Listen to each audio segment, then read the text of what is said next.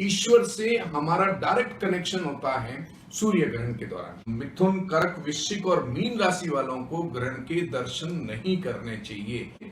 नवविवाहित स्त्री हैं, कन्या हैं, विवाह योग्य बालक बालिकाएं हैं, उद्योगपति हैं, मंत्री हैं, धर्म और नेता हैं, इनको नहीं देखना चाहिए। ओम नमः शिवाय से बड़ा कोई मंत्र नहीं है।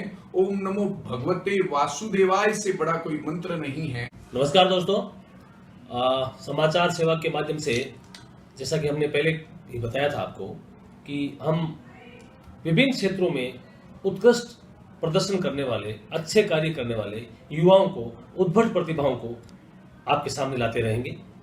इसी कड़ी में आज समाचार सेवा के प्लेटफॉर्म पर हमारे साथ है प्रख्यात ज्योतिषी, प्रख्यात भृगु शास्त्र विशेषज्ञ, सामुद्रिक शास्त्र विशेषज्ञ, हस्तरेखा विशेषज्ञ, अंक ज्योतिष विशेषज्ञ और ज्योतिष में अपनी धाक जमा चुके डॉक्टर पंडित नंदकिशोर जी पुरोहित।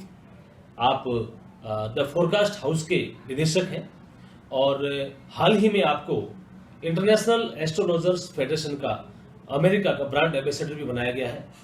डॉक्टर पुरोहित करीब करीब 25 साल से ज्योतिष के क्षेत्र में अभूतपूर्व सेवाएं दे रहे हैं और आप उत्तराखंड शासन में कैबिनेट मंत्री के दर्जे पर भी रहे हैं और वहाँ के संस्कृत अकेडमी के उपाध्यक्ष भी रहे हैं। आपको पूरा राजस्थान और देश भर के विभिन्न सेमिनारों में, विभिन्न कार्यक्रमों में आपका बड़ा भाग रहता है और आपने जो विभिन्न जर्नल्स में आपके ज्योतिष पर बड़े अच्छे अच्छे पत्र आदि भी छपे हैं और डॉक्टर पुरोहित की भविष्यवाणियाँ अपने आप में बड़ी विख्यात रही हैं। चुनाव के मामले में आपका बड़ा पारंगत हस्त है। ऐसे पंडित डॉक्टर पुरोहित आज हमारे साथ हैं। समाचार सेवा के बैनर में आज हम जो हाल ही में 21 तारीख को जो सूर्य ग्रहण होने जा रहा है उसके संबंध में सामयिक होने के कारण वार्ता करने के लिए आज डॉक्टर पुरोहित हमारे साथ हैं। हम डॉक्टर पुरोहित से जानेंगे कि ये सूर्य ग्रहण जो 21 जून को होने जा रहा है, जिसका सूतक 20 तारीख की रात को ही लग जाएगा और उसकी समाप्ति भी 21 तारीख को 1:36 पे दोपहर में होगी। इस 3 घंटे 27 मिनट के सूर्य ग्रहण का आम आदमी के जीवन पर, हमारे व्यक्तिगत जीवन पर, पारिवारिक जीवन पर, सामाजिक और अन्य स्थितियों में क्या प्रभाव रहेगा, हम जानते हैं डॉक्टर पुरोहित से। हमारे साथ है डॉक्टर पुरोहित। डॉक्टर पुरोहित, नमस्कार। आपका बहुत बहुत स्वागत है समाचार सेवा में। जैसा कि अभी सूर्य ग्रहण होने जा रहा है और सूर्य ग्रहण खगोल की और ज्योतिष की एक अद्भुत घटना है। आपका इसमें बड़ा ज्ञान है, आप इसमें सिद्ध हस्त हैं। आपसे हम दर्शकों के लिए जानना चाहेंगे कि सूर्य ग्रहण के क्या लाभ हैं, क्या इस कभी अशुभ होता है, किसके लिए फायदेमंद है और क्या क्या परिस्थितियां, जरा आप विस्तार से बताएं। सूर्य ग्रहण एक खगोलीय घटना है जो निश्चित रूप से समय समय के ऊपर होती है। सूर्य ग्रहण अमावस्या को होता है और चंद्र ग्रहण जो है वो पूर्णिमा को होता है। जब जब सूर्य अपनी पूर्णता की ओर होता है तब सूर्य ग्रहण होता है। दुनिया के अंदर ऐसा कभी भी नहीं है कि कभी कोई ऐसा साल नहीं गया जिसके अंदर सूर्य ग्रहण न हो। ग्रहण होने का प्राकृतिक जो महत्व है वो प्रकृति में बदलाव है। जैसे आपने देखा कि इस समय कोरोना काल चल रहा है, तो कोरोना के बारे में किसी ने कभी कोई सोचा नहीं था और अभी आपके ये जो सूर्य ग्रहण है ये पिछले भी कई बार आया। ऐसा नहीं है कि पहली बार ऐसा सूर्य ग्रहण आया है, ऐसा भी नहीं है। ये प्रकृति में बदलाव के सूचक हैं। ये जो सूर्य हमें संपूर्ण सृष्टि को एक ताकत देता है, उसके अंदर रुकावटें आती है उस प्रकाश को, उसको सूर्य ग्रहण कहते हैं। तो इसमें नेगेटिव एनर्जी हमारे जीवन के अंदर प्रवेश करती है। तो हमें अपने जीवन के लिए सूर्य ग्रहण के दौरान अपनी जो नियमित जो कार्य होते हैं उसको रोक करके जप, दान इत्यादि करने चाहिए। ईश्वर से हमारा डायरेक्ट कनेक्शन होता है सूर्य ग्रहण के दौरान। मनुष्य ये चाहता है कि उसके जीवन के अंदर सूर्य ग्रहण ना आए और न ही उसके जीवन के अंदर ग्रहण का कोई काल आए। वो ये चाहता है कि उसके जीवन के अंदर पॉजिटिव अच्छी स्थिति हो, जीवन स्वस्थ हो, निरोगी हो, लेकिन ऐसा कभी नहीं होता है। यदि ऐसा होता तो व्यक्ति अपने जीवन के अंदर अमरता को प्राप्त कर लेता। तो ये नेगेटिव स्थिति को पॉजिटिव के अंदर बदलने के लिए जब मनुष्य को इस बात का पता लग गया कि ये समय जो है वो उसके स्वस्थ और अन्य चीजों के लिए उपयोगी नहीं है। तो उसने अपने आप को उपयोगी बनाने के लिए इसके अंदर जप, दान, पुण्य इत्यादि करना जो है अपने जीवन के अंदर उचित समझा। ईश्वर से डायरेक्ट कनेक्शन, प्रकृति से डायरेक्ट कनेक्शन और लॉक एंड की जो प्रकृति की होती है उसको प्राप्त करने की इसके अंदर सोची, और वही हुआ। अब अभी भी यदि कोई व्यक्ति इस दौरान जप, दान, पुण्य इत्यादि अगर करता है, ईश्वर की आराधना करता है इस दौरान, तो उसको कई हजार गुना प्रतिफल मिलता है। ओके, एक डॉक्टर साहब बहुत अच्छा आपने बताया जप और दान का बड़ा महत्व है जी। लेकिन ये कौन सा जप करें, कौन सा दान करें, कब करें, सूतक काल कब से कब तक है, सूतक काल क्या है, थोड़ा सा इसमें प्रकाश डालें। मैं आपसे कहूंगा कि जप के लिए जो व्यक्ति कर सकता है वही करे। माता पिता के अलावा इस दुनिया के अंदर भगवान विष्णु जो है वो सर्वोपरि सत्ता के स्वामी होते हैं, और कृष्णं वंदे जगत गुरु, ओम नमो भगवते वासुदेवाय से बड़ा कोई मंत्र नहीं है, ओम नमः शिवाय से बड़ा कोई मंत्र नहीं है। और मंत्र अपने आप के मंत्र, मन को जो ताड़ना देता है वही मंत्र होता है। तो आप किसी भी प्रकार के मंत्र को जप कर सकते हैं। मंत्र जप का मतलब ये होता है जो आपकी माला के अंदर 108 मंत्र होते हैं, यानी 27 नक्षत्र होते हैं हमारे, और उसके 4 चरण होते हैं एक नक्षत्र के। तो 27 चौकू 108 आप खगोलीय अपने आप में विचरण करते हैं। एक एक माला का मन का जो है वो एक एक नक्षत्र का एक एक चरण होता है। तो आप जब सूर्य ग्रहण होता है तो इस वायुमंडल से बाहर जा सकते हैं। आपको आपके शरीर जो है वो यत पिंडे तत् ब्रह्मांडे हैं, वो आपके शरीर के अंदर ही ब्रह्मांड है। तो जब आप माला जपते हैं तो आप उन नक्षत्रों के ऊपर अपने आप को विचरण करते हैं, और आप देख पाते हैं कि उनके अंदर यदि कोई रुकावटें हैं तो आपकी माला जपने से जो है वो पूरी हो जाती है, मंत्र जपने से जो पूरी हो जाती है। मंत्र एक प्रकार के प्रकृति के लॉक की चाबी है, आपके जीवन की सफलता की चाबी है, और वो सफलता की चाबी आपको ग्रहण के दौरान करने से तुरंत मिल जाती है, आपके लॉक सारे खुल जाते हैं।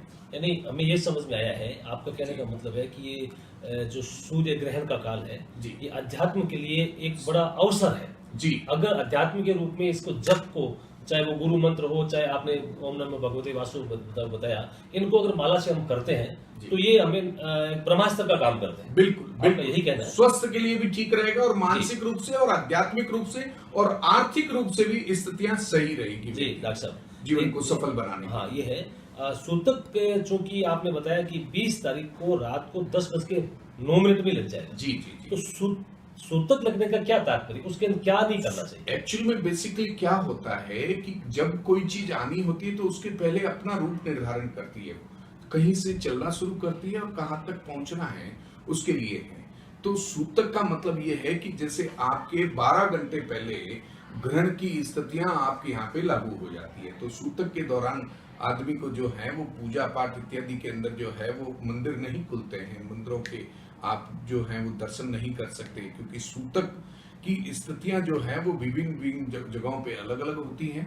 उस कारण से यदि सूतक की स्थिति को यदि आप 12 घंटे से अपने आप के अंदर कंट्रोल कर लेते हैं पहले से ही कि मुझे तो ये चीज उस समय जाकर के करनी है, जैसे 10:09 के ऊपर जो है वो ग्रहण लगेगा, और आप 12 घंटे पहले से प्रिपरेशंस कर लेते हैं उसका कि मुझे तो उस समय में ये चीजें नहीं करनी है, तो निश्चित रूप से आपका संकल्प जो है वो क्रियान्वित होता है। आप अगर देखते हैं कि सूतक के दौरान आपने कौन कौन सी चीजें नहीं की है, तो उस अगले जो 3 घंटे के दौरान जितना कार्यकाल भी इसका रहता है ग्रहण का, जैसे ग्रहण का कार्यकाल जो है वो 3 घंटे 27 मिनट का है। अब आप 3 घंटे 27 मिनट के लिए एकदम से अगर तैयार होते हैं तो वो तो आप कोई व्यक्ति कर पाता है, कोई व्यक्ति नहीं कर पाता, इसलिए सूतक का निर्धारण होता है। यानी कहने का मतलब है कि मंत्र और जप करें तो क्या 20 की रात को 10:09 से नहीं, केवल ग्रहण काल के दौरान 10:09 से 1:36 तक, बस सुबह ही 22 तारीख 3 घंटे 27 मिनट रविवार 21 जून। जी, ठीक है, इस दौरान ये जप करना है जी। और दूसरा मैं कह रहा था कि जैसे घर में कुछ सुना है कि जो खाद्य सामग्री है, पेयजल है जी, गंगा जल है, उनमें कुछ क्या रखते हैं? ऐसा है, जब ग्रहण होता है तो कुछ बैक्टीरिया डेवलप होते हैं, वायरस पैदा होते हैं और उन वायरसों से हमारे अंदर बीमारियां पैदा होती हैं, हमारे स्वास्थ्य के ऊपर दिक्कतें पैदा होती है। तो उसके लिए हमारे शास्त्र पुराण उपनिषदों में कुशा को रखना बताया गया है। कुशा यानी डाब अपने यहाँ कहते हैं, और कुशा है, और उसका एक दूसरा नाम भी जो है वो सुदर्शन चक्र है। भगवान विष्णु के पास में सुदर्शन चक्र था। यदि उसमें से जो वाइब्रेशन निकलती है, यदि आप इलेक्ट्रोमैग्नेटिक मीटर्स अगर लगाएंगे कुशा के पास में, तो आपको एक लाइट से ज्यादा जो है वो इलेक्ट्रोमैग्नेटिक पावर उसके अंदर नजर आएंगे। अगर आप कुछ मीटर साइंटिफिकली इंस्ट्रूमेंट अगर उसके पास में लगाएंगे तो वो आपको पता लगेगा। वो आपको आपके खाने की जगह पे, आपके पानी के स्थान में, आपके पूजन स्थान में, जो जो आपके मुख्य जगह है, जहां जहां आप ग्रहण की स्थिति को नहीं आने देना चाहते, वहां वहां आप वो कुशा और डाब रखें, जिसको एक नाम कुशा है, एक डाब है, उसका प्रायवची नाम है, और तीसरा जो है वो सुदर्शन चक्र है। अगर रखते तो नहीं। जिन व्यक्तियों के कुंडली के अंदर सूर्य के साथ में राहु हो या सूर्य के साथ में केतु हो, उनके भी ग्रहण होता है। जिन व्यक्तियों के चंद्रमा के साथ में राहु हो और चंद्रमा के साथ में केतु हो, या कर्क राशि के अंदर केतु हो या राहु हो, या सिंह राशि के अंदर राहु या केतु हो, उनके भी ग्रहण होता है। उन लोगों के भी अपने जीवन के अंदर डाब कुशा अपने पास में रखनी चाहिए। ठीक है, इसके रखने से सूर्य ग्रहण का इफेक्ट है। ग्रहण का वास्तविक अर्थ ये है कि ग्रह अपनी जो है वो मूल स्थिति को, मूल योग्यता को प्रकृति में नहीं दे पाता है। ठीक है, इसी को ग्रहण कहते हैं। ठीक है, अब ऐसा एक सुनने में आ रहा है, आप जैसे पंडित ज्योतिषी बताते हैं कि कुछ राशियां ऐसी है जिनके लिए दर्शन इसके ठीक है जी, कुछ राशि ऐसी है जिनको सूर्य ग्रहण नहीं देखना चाहिए जी, जी, कुछ के लिए बहुत शुभ रहेगा, कुछ के लिए अशुभ रहेगा। जिसमें जी, जी, जी। एक सामान्य जो जानकारी है वो ये है कि मेष, सिंह, कन्या और मकर, इन राशि वालों के लिए ठीक बता रहे हैं सूर्य जी, ग्रहण। जी, जी। आपका क्या इसमें मत है? मेष, सिंह, कन्या, मकर के लिए सूर्य ग्रहण देखना चाहिए उनको, वो उनके लिए अच्छा है। वृक, तुला, धनु और कुंभ राशि के लिए ठीक भी है और नहीं भी है, दोनों ही चीजें हैं। और सामान्य तौर पर जो है वो आपके मिथुन, कर्क, वृश्चिक और मीन राशि वालों को ग्रहण के दर्शन नहीं करने चाहिए, उनको नहीं देखने चाहिए, जिनसे उनके जीवन के अंदर आने वाली बाधाएं जो हैं वो बढ़ जाती हैं यदि वो देखते हैं। ठीक है, दूसरा ऐसे जैसे मान लीजिए बच्चे, महिला, बुजुर्ग या गर्भवती स्त्री, ऐसे भी कुछ है जिनको देखना चाहिए? जी हाँ, उनको नहीं देखना चाहिए। नवविवाहित स्त्री हैं, कन्या हैं, विवाह योग्य बालक बालिकाएं हैं, उद्योगपति हैं, मंत्री हैं, धर्म और नेता हैं, इनको नहीं देखना चाहिए। खाने के अंदर जो है वो स्थितियां जो है वो नहीं करें, मल मूत्र का त्याग नहीं करें ग्रहण के दौरान। एक और बहुत आवश्यक बात है, जैसे बहुत वो ये इसको विवादित तो नहीं कहेंगे, जैसे आपने मंत्र जप की बात कही, कुछ लोगों का ये कहना है कि मंत्र वही जपना चाहिए जो गुरु के मुख से आपको प्राप्त हुआ। जी। आप पंडित हैं, ब्राह्मण हैं और ज्योतिषी हैं, समाचार सेवा के जो बड़ी संख्या में जो दर्शक आपको देख रहे हैं, हमारा ऐसा मानना है कि आप अगर कोई मंत्र बताते हैं तो आप पंडित हैं स्वयं और सिद्ध हैं, तो आप अगर ऐसा कोई मंत्र बताएं जिसका जप किया जा सके और जिसमें आपकी एनर्जी, आपका पावर दर्शकों को मिल सके, तो मेरे ख्याल से देवों का देव महादेव है और महादेव से बड़ा कोई नहीं है। हम सभी इस सृष्टि के लोग हैं और इस सृष्टि के अंदर जो है वो महादेव जीरो नहीं बनने देते हैं। आपने अगर शिवालय के अंदर गए हैं तो शिवालय के अंदर देखा होगा एक जलेरी बनी रहती है और उसके बीच के अंदर जो है वो शिवलिंग रहता है। आप लोगों को सभी को जो है ग्रहण के दौरान नहीं, सूतक के दौरान तो मैं आपको नहीं कहूंगा, लेकिन हमेशा ही जो है वो उसके ऊपर जल चढ़ाना चाहिए, जिससे जो है वो आपके जीवन के अंदर जीरो नहीं बनने। आपने जलेरी को देखा होगा, बिल्कुल एकदम जीरो नहीं बनने देती। और शिव के फेरी भी जो होती है, परिक्रमा भी जो होती है, वो आधी होती है। एक तरफ लगाने के बाद में आपको दूसरी तरफ लगानी होती है। जैसे गंगा जी को क्रॉस नहीं किया जाता, यानी आप उसको खुद ही जीरो नहीं बनने देते हैं। तो मैं ये कहूंगा, ओम नमः शिवाय से बड़ा कोई मंत्र नहीं है, ओम नमो भगवते वासुदेवाय से बड़ा कोई मंत्र नहीं है। और आप जो भी अपने मन में आता है वही मन के अंदर जो आने वाली चीज होती है वही मंत्र है।